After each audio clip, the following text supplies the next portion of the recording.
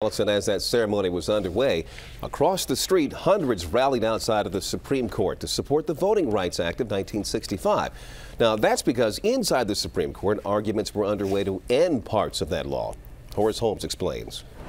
Heavyweights of the modern-day civil rights movement gathered alongside hundreds of protesters today at the foot of the Supreme Court building. You can't keep me from it! You can't keep me from it! They were here fighting to save an important provision of the 1965 Voting Rights Act, a provision that requires 9 southern states to get permission from the federal government before changing any voting rules. That's the sad thing about it, that we're not treated all equal in this great nation.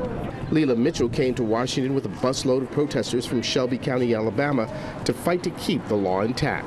We shouldn't have to refight this battle every 25 years. The Supreme Court is hearing a case brought by Shelby County's government. Government lawyers argued today the racism against African-American voters that occurred in 1965 when the act was passed no longer exists, and the law should be struck down. The Voting Rights Act is essential to what makes America America. All of it has to be upheld. But observers in the courtroom say, based on questions asked by the conservative justices, it appears the majority on the High Court agree the voting rights provision is antiquated. But no one right now knows which way the court will rule. That's why Sheila Carr of the district says she had to come and bring her family.